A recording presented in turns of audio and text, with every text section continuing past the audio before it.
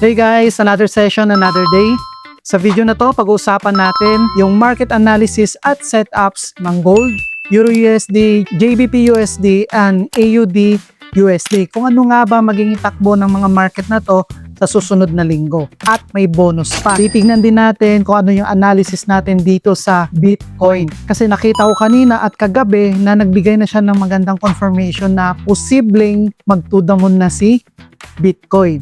Kaya kung ready ka na, let's go! So, ngayon guys, bonus. Kasi di ba ang dinidiscuss ko lang madalas sa inyo, 4 or 5 lang na currency pair. Pero meron ako nakita dito magandang setup dito sa Bitcoin. So sa Bitcoin minsan, kumbaga tumitingin-tingin din ako. Ito guys, last November na predict ko yung BTC na bababa talaga siya. First week of November dito sa area na to, nakita kong bubulusok talaga siya. Bakit? Tingnan nyo guys. Magic.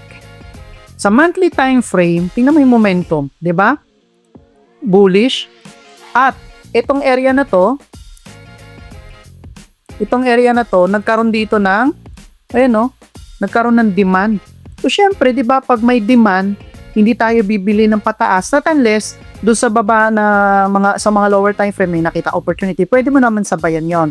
Pero dito sa monthly time frame, lalo na pag swing trader, 'di ba? Syempre, titignan lagi natin yung right timing. So sa ngayon, yung presyo nandito na siya sa discount zone. Ito. So ngayon may nakita ko dito magandang confirmation. Ano 'yon? Long position or buy position. So syempre, kailangan depende pa rin 'yan kung ano yung analysis mo. Yan yung analysis ko. So sa weekly, nandito na siya sa demand zone. So nagkaroon na naman siya ng rally dito. Okay? So ito lang yung guys, sa AMD, rally, manipulation, distribution, rally, manipulation, distribution. Ayan post rally, posibleng manipulation, distribution. Ganda, no? So sa ngayon, starting Monday, dahil yung presyo nandito sa may demand zone, maghahanap ako ng confirmation. And actually, nagbigay na siya ng confirmation dito sa daily. Ayan, no?